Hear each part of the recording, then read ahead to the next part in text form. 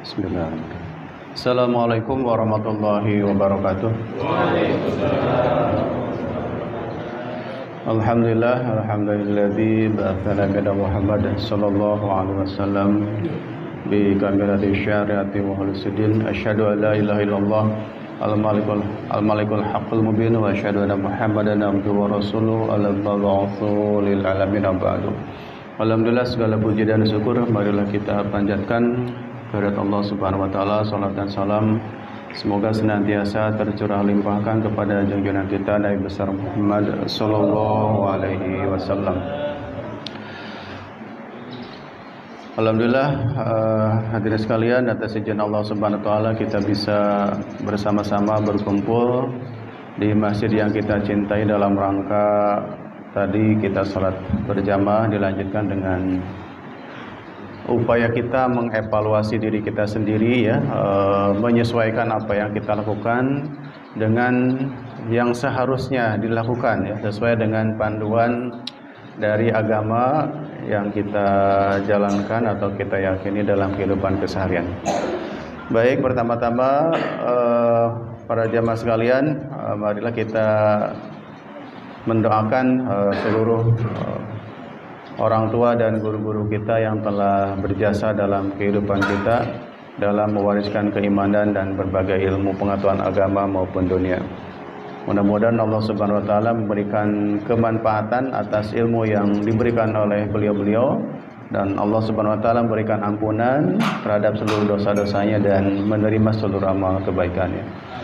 Wa ala kulli niyatin salihah nas'aluka al-ijabah bi syirril Fatihah.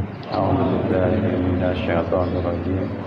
Bismillahirrahmanirrahim. Alhamdulillahirabbil alamin arrahmanir rahim maliki yaumiddin. Iyyaka na'budu wa iyyaka nasta'in ihdinas siratal mustaqim siratal ladzina an'amta 'alaihim ghairil maghdubi 'alaihim waladdallin.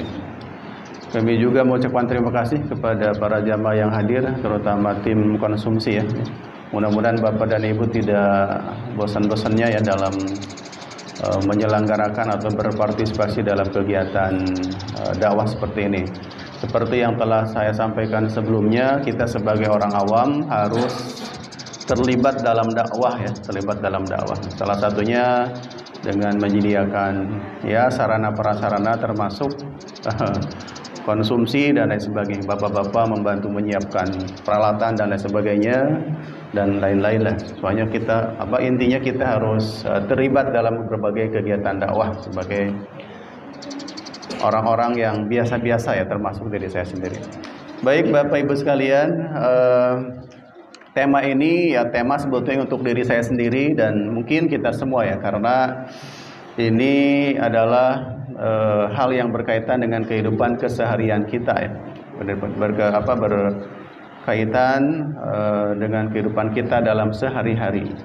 Mungkin kita belajar fikih, belajar tauhid dan sebagainya, tetapi untuk menjaga kualitas ibadah kita, hal-hal seperti ini tentu harus sangat kita perhatikan. Bapak Ibu sekalian, dalam Islam ya, penyakit hati ini penyakit hati psikologis ya, bukan biologis atau fisik. Kalau fisik kan ada penyakit hati yang lain ya, hepatitis dan sebagainya. Kalau ini sifatnya penyakit hati yang psikologis ya. Nah, dalam Islam penyakit hati sering identik dengan beberapa sifat buruk atau tingkah laku tercela ya. Seperti ini yang sering kita dengar ya. Dengki, iri hati, arogan, emosional dan seterusnya. Mengapa ini menjadi perhatian Bapak Ibu? Karena banyak sekali kasus-kasus, misalnya saya pernah dengar ya, ada seorang pemuda karena ditolak cintanya oleh seorang gadis, pada malam harinya dia balik ke rumah perempuan yang menolak itu dan kemudian dia membantai seluruh anggota keluarganya. Nah, ini kan gara-gara masalah sakit hati dan lain sebagainya. Kan ini bermasalah, berarti penyakit hati ini harus diterapi agar tidak terjadi kejadian-kejadian yang sangat miris. Yang paling menyeramkan itu yang kejadian di daerah mana ya, Penajam atau di Kalimantan ya, gara-gara dia kecewa dengan mantannya ya. Kemudian dia mabok bersama kawan-kawannya. Setelah pulang mabok, dia ingat dengan sakit hatinya, dia bawa parang, kemudian satu keluarga dia bantai semua, termasuk naudzubillah ya, sampai ada pelecehan seksual dulu terhadap anak dan ibunya. Nah, ini kalau udah parah seperti ini. Nah, itu gara-gara apa? Penyakit hati, Bapak Ibu. Penyakit hati. Berarti bahaya sekali kalau ini tidak kita terapi. Kalau kita tidak bereskan. Nah, seorang penulis terkenal, Syarqawi, menyebutkan kurang lebih ada 9 penyakit hati. Tapi pada hari ini atau pada kajian hari ini kita sebut 4 aja dulu ya, jangan terlalu banyak. Nanti kalau 9 bisa sampai jam 8. Nah, sifat-sifat atau penyakit-penyakit hati tersebut merupakan, nah ini Bapak Ibu kata kuncinya, merupakan tanda dari penyakit kejiwaan manusia. Jadi harus kita bereskan. Jadi sifat-sifat tersebut merupakan tanda dari adanya penyakit kejiwaan manusia, atau dalam psikologi disebutnya sebagai psikosis ya. Ada disebut psikosis gitu ya. Nah, kali ini pembahasan kita fokuskan pada sifat yang paling sering kita rasakan, yang paling sering kita temui untuk diri kita sendiri ya. Nah, kadang-kadang waktu kita apa ya, mungkin sekarang juga masih sering nempel karena ini pakai penyakit berbahaya ya. Pertama, ria. Ria ini nanti kita bahas satu-satu ya. Marah ini paling sering ya. Marah. Siapa yang nggak marah di sini? Marah ini sering sekali muncul di, silakan Pak. Sering muncul dalam kehidupan kita sehari-hari, marah ini. Kemudian membanggakan diri, nah ini juga sering muncul. Iri hati dan dengki. Nah, iri hati dan dengki malah ini lebih berbahaya karena bisa mengakibatkan perpecahan, permusuhan, bahkan naudzubillah pembunuhan. Kita mulai dulu dari yang sering nempel dalam diri kita, namanya ria atau pamer. Nah, seperti yang dijelaskan oleh Asy-Syarqawi bahwa dalam penyakit ria, nah ini terdapat unsur penipuan terhadap dirinya sendiri dan juga orang lain. Karena hakikatnya yang ia sampaikan atau yang ia ungkapkan atau yang ia tunjukkan ya adalah sesuatu yang tidak sesuai dengan kenyataan yang sebenarnya ya. Menunjukkan supaya dia itu rajin sholat. Wah, misalnya di depan orang sengaja lewat pakai peci, pakai sarung, pakai baju koko tiap duhur dan asar lewat. Tapi giliran maghrib sama isya dia nggak datang, ngumpet misalnya karena malas. Jadi dia menunjukkan hanya sholat duhur dan asarnya aja misalnya, supaya kelihatan orang. Ya. Atau ketua DKM misalnya, ketua DKM supaya disebut rajin sholat, rajin berjamaah, dia paling duluan ya. Semenjak nggak jadi ketua DKM nggak datang lagi. Nah itu bisa kayak gitu. Nah, itu ria, pamer. Ya, banyak pokoknya ini tuh, masya Allah itu makanya disebut selanjutnya ya, penyakit ria itu merasuk dalam jiwa seseorang dengan halus dan tidak terasa. Ya? Dengan halus dan tidak terasa, dengan halus dan tidak. Jadi semua orang bisa kena. Nah ini harus ini saya sampaikan kepada semuanya, terutama kalau kita ganti berubah peran. Jadi ketua DKM itu, wah harus lebih religius kan? Wah, muncul tiba-tiba, kamu harus ini, kamu dalam gizi. Jadi ketua paguyuban itu juga Pak Hari ya, kadang-kadang muncul dalam hati kita, dalam hati kita. Wah, ketua paguyuban tuh harus selalu hadir tiap hari misalnya. Itu bisikan-bisikan yang muncul dalam keseharian. Dan ini harus kita kontrol. Jadi ketua MT, nah sama juga Bapak Ibu, ini harus kita betul-betul kontrol. Kita disebut sebagai sesepuh, nah, harus selalu nampak bijaksana dan sebagainya. Jadi itu semuanya muncul setiap ada perubahan peran dalam kehidupan kita. Ya. Selalu itu nempel tuh, makanya disebut sebagai merasuk dalam jiwa seseorang dengan halus dan tidak terasa, sehingga hampir tidak ada orang yang selamat dari serangan penyakit ini kecuali orang arif yang ikhlas dan taat. Ya, yang ikhlas dan taat. Ya, jadi panitia zakat gimana Pak Gunawan? Supaya nampak gesit harus apa gitu ya. Itu nempel dalam setiap pergerakan kita semua ya, nempel semua gitu ya. Kerja bakti supaya saya nampak jagoan, saya harus paling banyak gitu ya, paling banyak kelihatan. Itu selalu muncul, merusak amal gitu ya, merusak amal kita. Nah, oleh karena itu kita harus benar-benar aware ya. Harus benar-benar aware, harus betul-betul sadar kalau ini bisa kena pada siapapun. Ya. Dalam ria terdapat unsur kepura-puraan. Ada munafik. Seluruh tingkah lakunya cenderung mengharap pujian orang lain. Nah, jadi yang diharapkan itu ini pujian orang lain, senang kepada kebesaran dan kekuasaan, overacting, menutup-nutup kejelekannya dan seterusnya. Nah, jadi sekali lagi kan saya sampaikan ini pembahasan tidak membidik siapapun kecuali diri kita masing-masing. Karena setiap perubahan peran, perubahan gerak, perubahan amal ini selalu nempel, selalu gitu. Oleh karena kita harus benar-benar banyak beristighfar. Ya, punya kemampuan suara yang bagus, yang merdu gitu. Ini ancaman juga buat para qori Bapak Ibu ya. Buat para qori. Jadi ketika memimpin sholat, wah saya harus bagus suaranya kan saya qori terkenal. Nah itu juga udah nempel ya. Susah ini, betul susah. Betul susah ya. Nah hal ini misalnya digambarkan dalam surat An-Nisa ayat 142. Bismillahirrahmanirrahim. Innal munafiqina yukhadi'una Allah wa huwa khadi'uhum. Wa idza qamu ila sholati qamu kusala yura'una an-nasa wa la yadhkurunallaha illa qalila. Nah, ternyata sifat riya itu dari golongan siapa Bapak Ibu awalnya? Dari golongan orang-orang munafik. Jadi kalau Bapak Ibu suka nuduh, naudzubillah, kalau bukan Bapak Ibu ya. Kalau ada orang yang suka menuduh orang lain munafik ya, itu bahaya ya. Nah sesungguhnya orang-orang munafik itu hendak menipu Allah, tetapi Allah membalas tipuan mereka dengan membiarkan mereka larut dalam kesesatan dan penipuan mereka. Apabila berdiri untuk sholat, nah mereka melakukannya dengan malas dan bermaksud ria di hadapan manusia. Mereka pun tidak mengingat Allah kecuali sedikit sekali. Jadi ria ini identik dengan kelompok munafik di zaman Rasul waktu itu.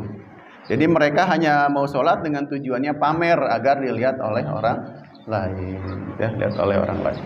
Nah ini ternyata ini nempel dengan sifat munafik, gitu ya. Nah terapi ria bagaimana? Terapi rianya sebetulnya nanti di ujung ya akan disampaikan sedikit ya. Tapi yang paling penting adalah Islam memberikan terapi ria ini dengan cara mengikis nafsu syahwat. Nah kalau Bapak dengar nafsu syahwat biasanya identik apa itu?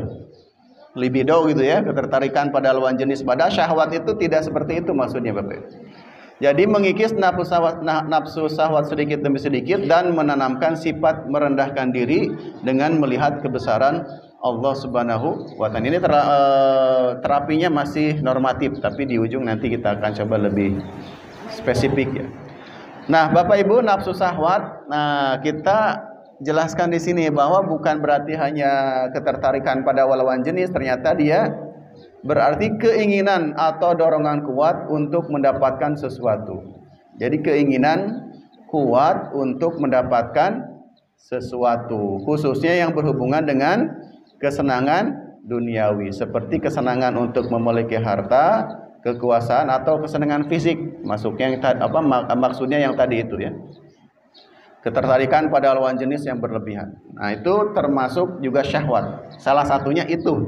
Tetapi inti dari syahwat adalah keinginan kuat untuk mendapatkan sesuatu yang berhubungan dengan kesenangan duniawi. Berarti pengen punya mobil bagus itu juga syahwat. Pengen rumah yang bertingkat, megah, perabotannya lengkap itu juga adalah syahwat gitu ya. Segala macamnya. Dan ini tidak akan pernah berakhir sampai mulut kita tertutup oleh tanah di liang lahat. Yang pertama itu Bapak Ibu. Jadi kita harus hati-hati dengan penyakit ria. Penyakit ria. Salah satu terapinya adalah dengan mengendalikan keinginan. Kita utamakan kehendak Allah daripada kehendak diri kita sendiri. Jadi ketika kita melaksanakan sholat, yakini dalam diri kita sendiri bahwa kita menjalankan sholat ini karena perintah Allah Subhanahu wa Ta'ala atau karena mencintai Allah Subhanahu wa Ta'ala. Diganti. Jadi ketika ada dorongan-dorongan selain itu, ayo sholat tuh, malu kamu, misalnya ketua DKM gak sholat di masjid, misalnya. Nah itu kita lawan. Wah, kita lawan, saya tidak peduli dengan semua itu karena kita lakukan ini adalah kewajiban atau kalau kita melakukan ini karena perintah Allah Subhanahu wa Ta'ala. Saya mengharapkan semuanya bisa berjuang melawan itu semua Bu ya, terutama yang punya jabatan-jabatan penting di Villa Gading Permata supaya amal kita itu menjadi amal yang makbul, ikhlas karena Allah Subhanahu wa taala. Coba bayangin, ketua DKM gak digaji, ketua paguyuban gak digaji, ketua MT gak digaji, ketua kurban gak digaji, ketua JIS gak digaji. Udah itu amal-amal kita dirusak dengan sifat riya menghadap Allah Subhanahu wa taala, nanti dapat apa? Gitu kan? Sayang bener kan? Sayang bener. Oleh karena itu kita harus hati-hati, hati-hati. Supaya nanti kita mendapatkan ridho Allah Subhanahu wa taala betul-betul tulus. Jadi, nah ini makanya saya penting sampaikan ya, karena untuk mengkoreksi diri saya sendiri dan juga untuk kita semua. Untuk kita semua. Selanjutnya marah. Siapa yang nggak pernah marah? Angkat tangan. Nanti saya kasih duit 1 juta. Marah. Marah pada hakikatnya adalah memuncaknya kepanikan di kepala, lalu menguasai otak atau pikiran dan akhirnya kepada perasaan. Kalau anak kecil ngamuk-ngamuk disebutnya apa, Bu? Jadi ada nama artis namanya Ariel Tantrum ya. Ariel Tantrum.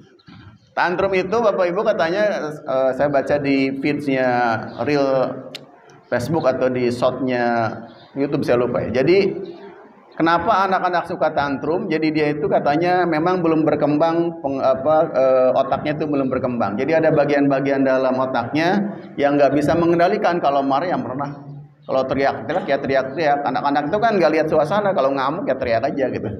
Jadi pengontrolnya belum berfungsi gitu ya, belum berfungsi. Kalau kita kan marah, tahu diri kan, tahan dulu bentar, habis itu di rumah baru ngamuk misalnya. Tapi kalau anak-anak nggak, karena belum berkembang otaknya gitu.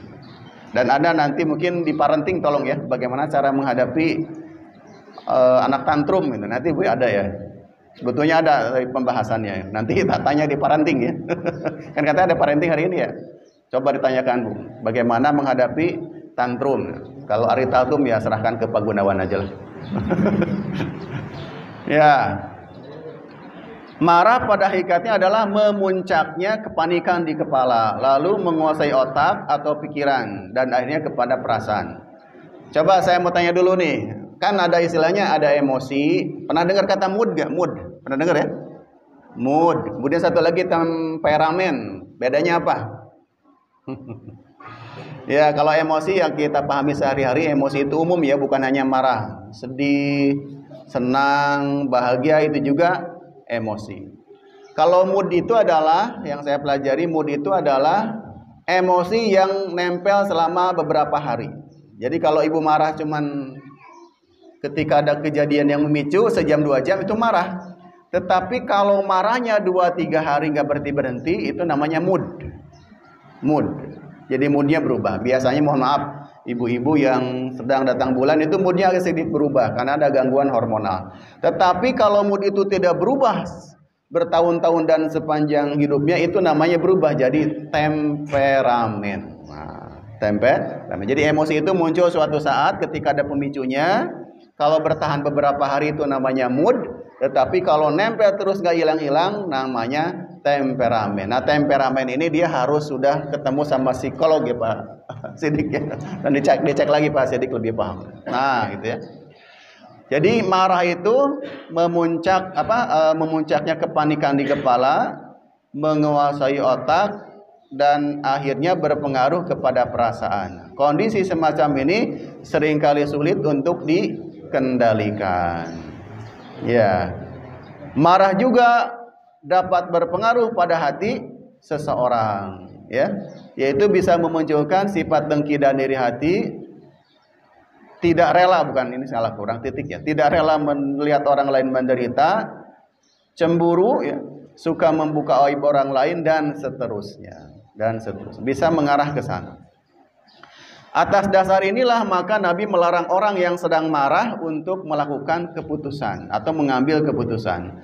Seseorang tidak boleh membuat keputusan di antara dua orang yang berselisih sementara ia dalam keadaan marah. Sekarang saya punya pertanyaan, ini mohon maaf, ini ada bahasan yang jarang dibahas ya, itu tentang pernikahan. Saya mau tanya nih Bapak Ibu ya, kita samakan perspektif kita masing-masing. Kalau seorang suami lagi marah kemudian dia menjatuhkan talak, talaknya sah atau tidak? Ayo.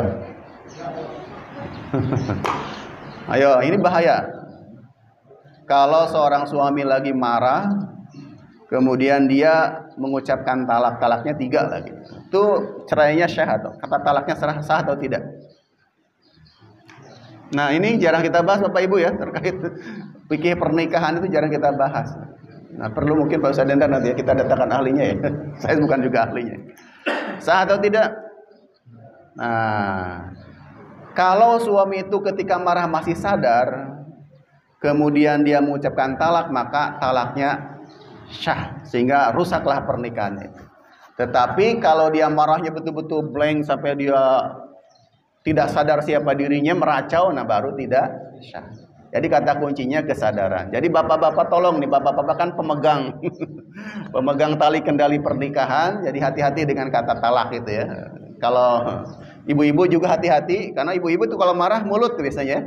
Kalau bapak-bapak biasanya yang marah tangan. Jadi ini sama-sama memicu. Ibunya ngamuk-ngamuk, bapaknya nggak kuat. Ah kan, terjadilah kekerasan rumah tangga, ya udah rusak. Jadi bagusnya kalau marah sih saya sarankan ambil jeda beberapa saat untuk saling jauh dulu. Saya mau tanya, kalau ada 2 orang lagi marah-marahan, kenapa suka teriak-teriak?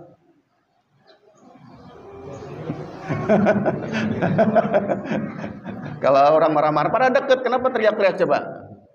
Kata Agus Kuncoro Adi, pemeran pencari Tuhan itu ya, para pencari Tuhan itu katanya, apa jawabannya? Karena hatinya sedang menjauh. Karena hatinya sedang pada menjauh, oleh karena itu saling dekatkan hati gitu ya.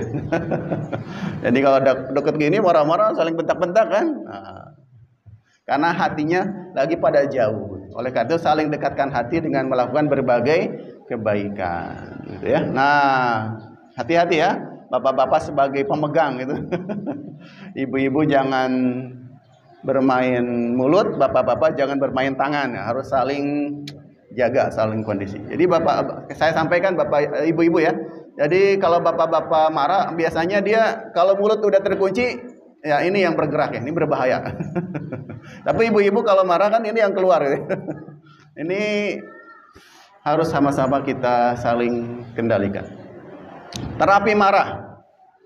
Al-Ghazali berpendapat bahwa cara untuk menanggulangi kemarahan sampai batas yang seimbang dengan jalan mujahadah, untuk kemudian menanamkan jiwa sabar dan kasih sayang. Jadi mujahadah itu artinya berjuang melawan hawa nafsu, dan kita melakukan berbagai kegiatan ritual seperti zikir, sholat. Nah, jadi sholat sunat itu Bapak Ibu jangan tujuannya hanya nyari duit aja. Sholat apa itu?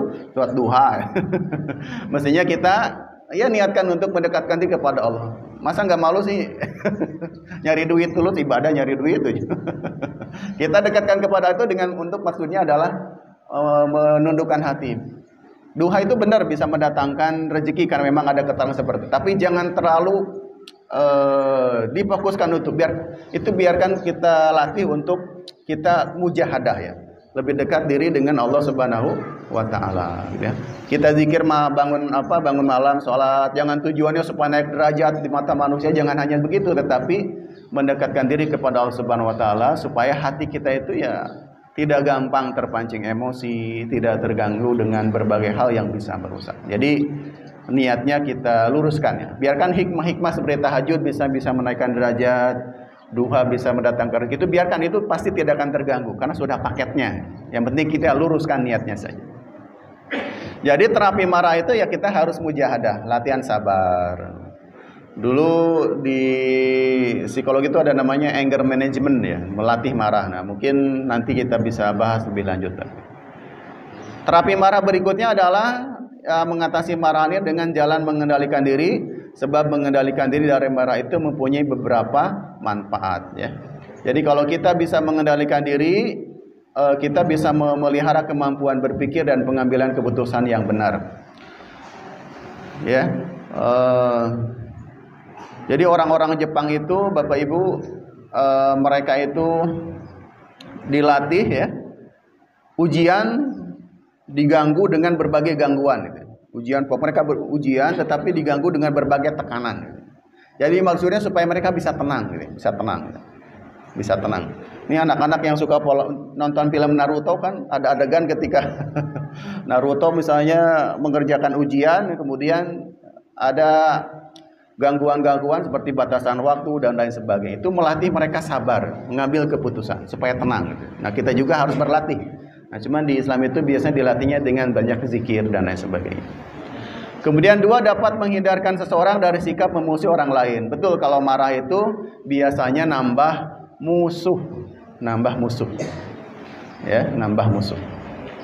3, dari segi kesehatan, pengendalian darah dan pengendalian marah dapat menghindarkan seseorang dari berbagai penyakit fisik. Nah, marah itu kan identik bisa juga merusak fisik, ya, menyebabkan penyakit jantung, stroke dan lain sebagainya, ya. Nah, sehingga ini ada sebuah hadis dari Nabi yang terkenal, tidaklah orang dikatakan kuat apabila ia pandai berkelahi, tetapi orang kuat adalah yang mampu menahan amarahnya. Pernah dengar kisah ini? Saya dapat dari buku dulu namanya Kisah-Kisah Teladan. Nah, apakah ini sumbernya dari referensi yang benar atau tidak, saya kurang paham ya. Tapi katanya dulu Sayyidina Ali pernah bertempur dalam sebuah peperangan, kemudian musuhnya itu jatuh dan Sayyidina Ali siap menikam gitu ya. Siap menikam musuhnya, tetapi musuhnya ini meludah kemudian kena ke wajah beliau. Nah, kemudian malah musuh yang hampir dikalahkan itu disuruh pergi, dilepaskan. Loh, mengapa kamu melepaskan saya? Kenapa? Tadi katanya saya sudah siap membunuh kamu atau menghancurkan kamu karena Allah, demi agama Allah.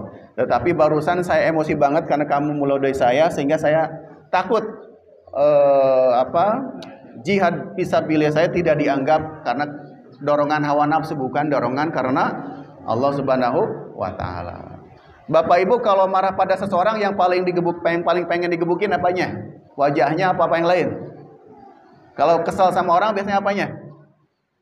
Wajahnya kan? Wajahnya biasanya. Tetapi Bapak Ibu harus nyontoh sama atlet ini nih. Ada yang kenal? Habib Nurmagomedov.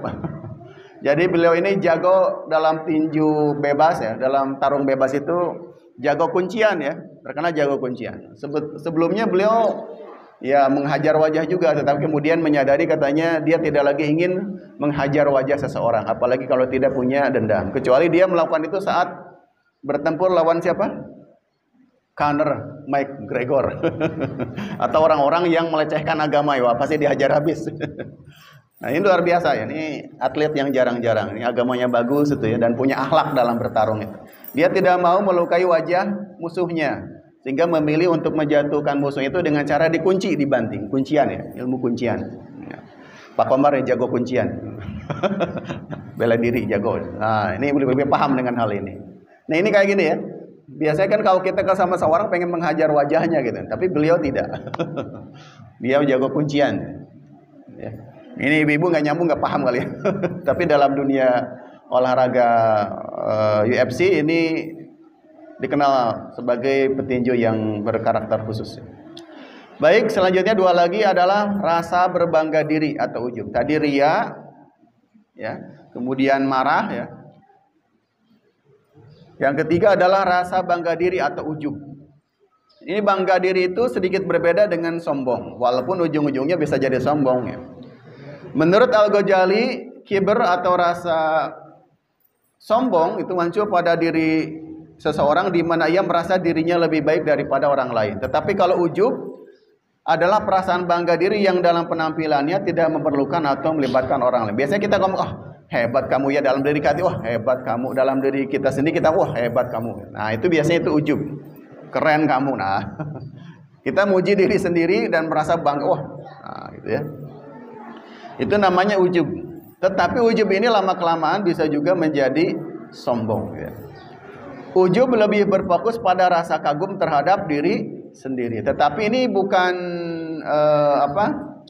tidak sama juga dengan percaya diri. Mungkin ujub itu overconfident gitu ya. Percaya diri terlalu berlebihan. Suka membanggakan dan menonjolkan diri sendiri.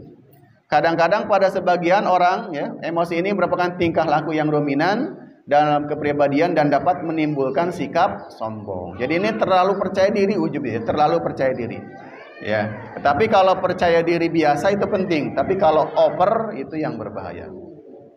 Nah, selanjutnya sikap ujub adalah penyakit mental yang sangat berbahaya sebab eksistensinya membuat hati menjadi beku dalam menerima kebaikan dan selalu menutup-nutupi kesalahan ya.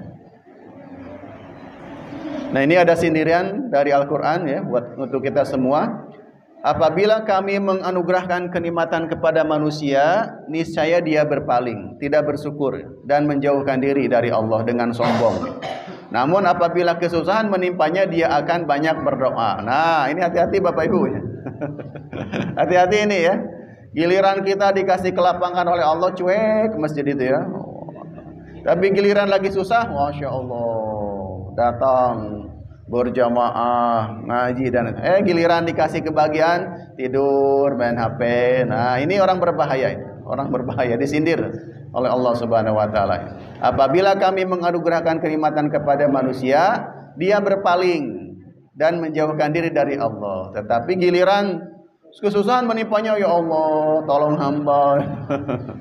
Nah, mestinya saat lapang kita lebih dekat kepada Allah, saat susah apalagi gitu ya. Jadi harus konsisten, istiqomah.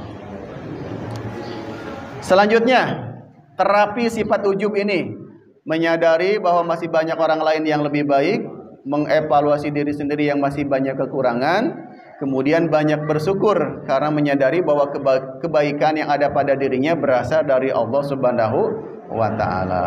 Jadi ya, kalau kita tiba-tiba muncul rasa ujub, wah, kamu keren ya, sudah jago ini, jago ini. Kita sadar, oh masih banyak orang yang lebih baik. Kemudian kita perhatikan juga, mungkin kita jago dalam bidang ini, tetapi dalam bidang yang lain kita masih banyak kekurangan. Setelah itu juga kita harus banyak bersyukur. Nah, ini ada sedikit istilah yang lagi ngetren ya. Pernah dengar namanya, ini lagi ngetren ya Pak hari ini. Bisa di searching di Google. Namanya efek Dunning-Kruger. Dunning-Kruger ini dua orang yang membuat teori Dunning-Kruger. Si Dunning dan si Kruger. Adalah sebuah bias kognitif yang terjadi nih, kita perhatikan. Ketika seseorang dengan kemampuan terbatas, justru ketika seseorang dengan kemampuan terbatas justru merasa lebih kompeten daripada orang lain yang sebenarnya. Jadi orang yang pada dasarnya kemampuannya nggak ada, tetapi dia merasa lebih hebat dari yang ahli. Itu namanya disebut sebagai Dunning-Kruger effect. Fenomena ini terjadi karena individu tidak dapat mengenali kekurangan atau ketidakmampuan mereka sendiri. Nah, dalam psikologi disebut Dunning-Kruger effect. Jadi kita merasa lebih hebat dari orang lain, pada kemampuannya itu justru di bawah rata-rata. Nah, ini penelitian ini atau teori ini muncul ketika terjadi ini nih Pak hari ini. Jadi dulu ada nama seorang pemuda namanya Mike Arthur Wheeler.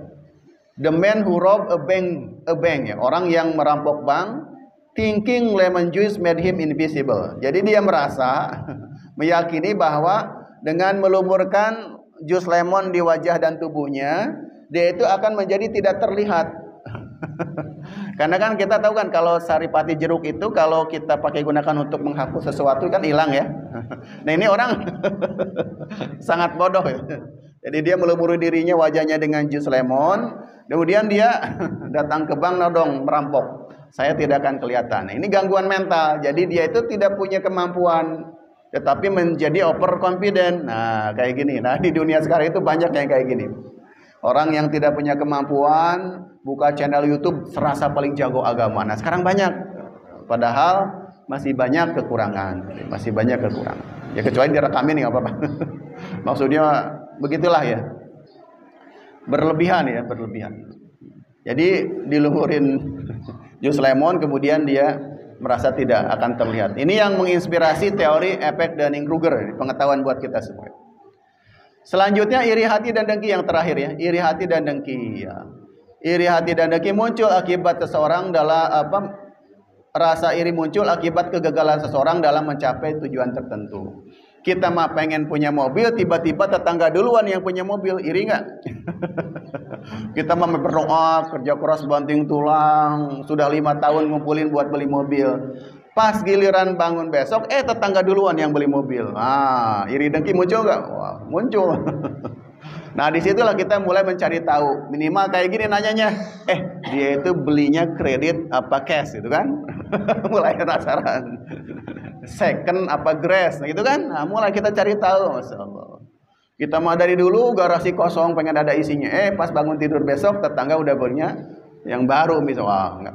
Nah, ini muncul, iri dengki itu muncul karena kita belum bisa mencapai tujuan tertentu, sementara orang lain sudah duluan mencapai. Nah, ini harus bahaya. Nah, ini gimana cara ininya ya? Atau kita lihat dulu. Secara umum ya, emosi ini bisa dibagi dua. Iri yang melahirkan kompetisi, itu namanya al-munafasah atau iri yang melahirkan kompetisi sehat. Kedua, iri yang melahirkan kompetisi tidak sehat, ya. Al-hikad wal hasad. Nah, yang bagus itu kita merubah iri hati itu menjadi iri yang positif. Kalau orang lain tiba-tiba punya mobil baru, tetangga kita punya mobil baru, kalau kita merubahnya menjadi positif gimana? Semakin keras lagi bekerjanya. Jangan leha-leha. Gitu kan positifnya ya. Tapi kalau kita mengambilnya dari iri yang negatif, wah dikorek-korek kan.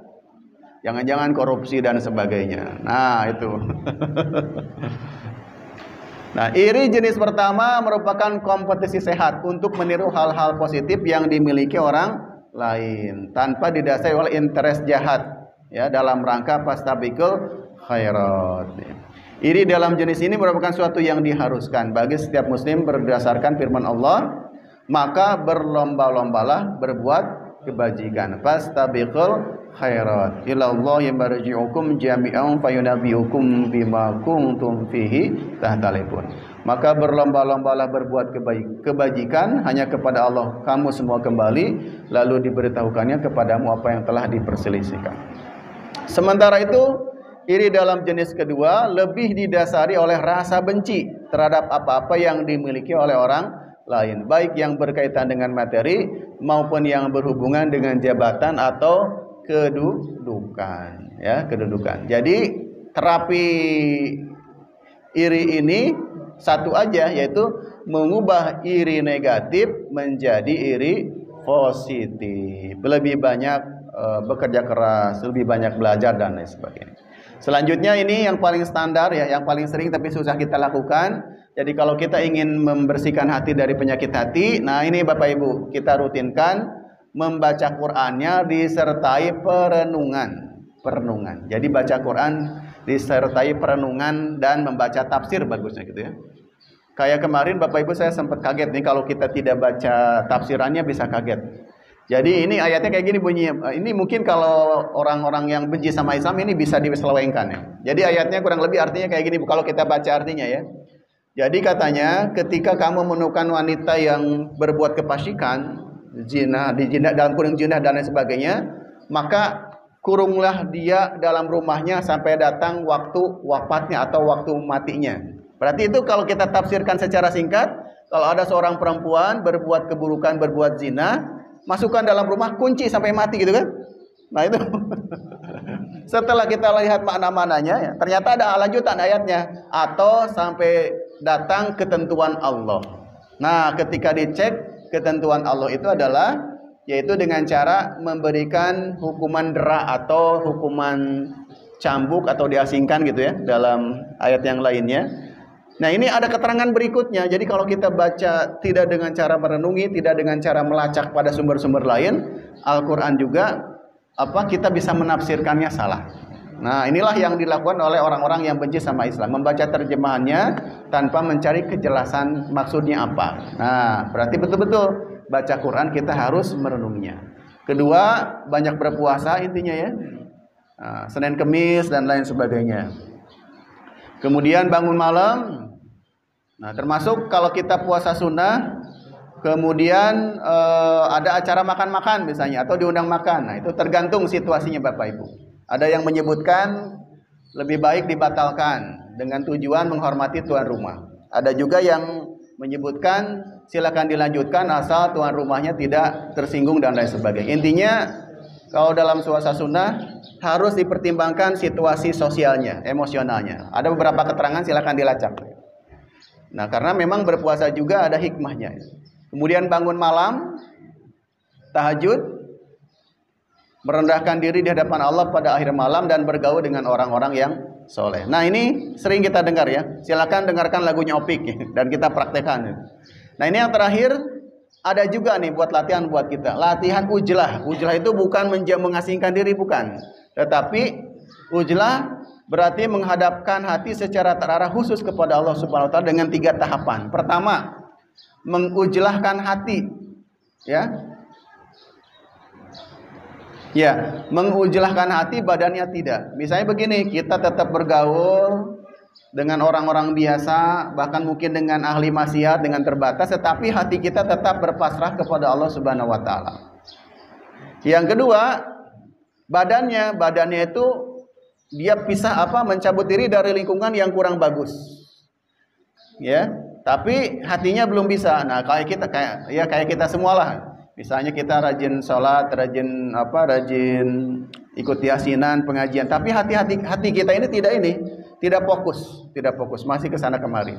Nah, yang paling ideal itu adalah ujlah dengan badan dan hatinya. Jadi kita fokus kepada Allah Subhanahu wa taala dengan menjauhi hal-hal yang bisa pergaulan yang bisa menyebabkan kita terjerumus dan menimbulkan penyakit hati, ya. Dan kemudian juga kita memfokuskan hati kepada Allah Subhanahu wa taala. Nah, ini kita harus latih dalam kehidupan keseharian. Salat. Badan itu salat kan sedang fokus kepada Allah, tapi hati kadang tidak fokus. Nah, kita harus latihan ujlah, ya. Menghadapkan hati secara khusus kepada Allah Subhanahu wa taala dan mementingkan kehendak Allah di atas kehendak diri sendiri. Nah, ini hal-hal yang berat yang harus kita lakukan. Makanya kita butuh guru-guru yang khusus yang bisa mendidik hati kita agar hati kita terhindar dari penyakit hati yang bisa merusak amal ibadah dan bahkan bisa merusak amal atau lingkungan pergaulan kita. Demikian Bapak Ibu, mohon maaf apabila ada kekurangan. Intinya kita fokus perhatikan 4 hal ini. Hati-hati dengan apa? 1, riya. Kedua, kendalikan marah.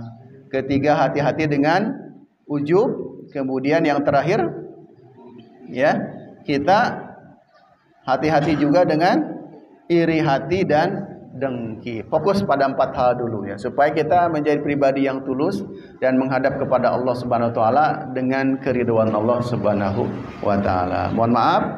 Billahi taufiq wal hidayah. Wassalamualaikum warahmatullahi wabarakatuh.